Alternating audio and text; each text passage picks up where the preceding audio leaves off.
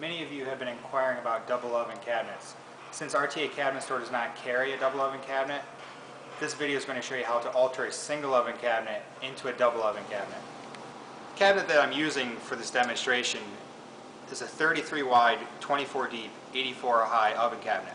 Now as you can see with the 33, 24, 84, the inside width of the actual oven unit opening is 27 inches wide and the height is 22.5 inches tall. The depth is going to be standard on all oven cabinets. However, for a double oven, you're going to require a width of around 28 inches minimum and a height of around 48 inches minimum. There's going to be a few simple modifications that you're going to have to make. Very simple. Here's how. First, if I measure inside of the cabinet, you'll see that I have about 7 inches to play with here for our oven. Also, if I measure the inside width of our cabinet, you'll see that I have about 2.5 inches to work with here on either side of the cabinet as far as getting our actual width. The oven cabinet is going to come with 3 drawers. Smaller one on top, 2 larger ones on the bottom. All you'll simply need to do is eliminate this section here, keeping within these guidelines, and eliminating this entire section here, keeping again within these guidelines. Once you do that, you're going to allow yourself to have about 52 inches from this point to this point to accommodate your oven.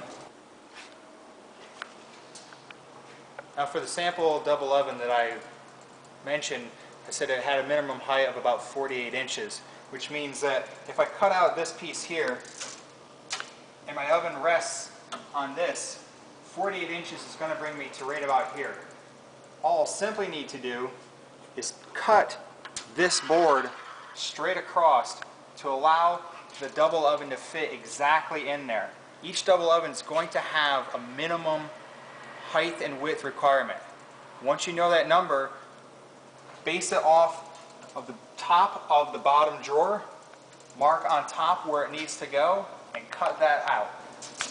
As mentioned with cutting out the height, the same is going to go for the width. All you need to do is mark the width centered on here. So if I need 28 inches of an opening, I just cut off a 1/2 inch on this side and a 1/2 inch on this side, and that'll give me my 28 inches inside width requirement. The final thing that you need to do is take the bottom of the original oven opening and move it down to right here. Some simple bracing around the bottom will allow that shelf to sit right in here and allow your oven to sit right on that.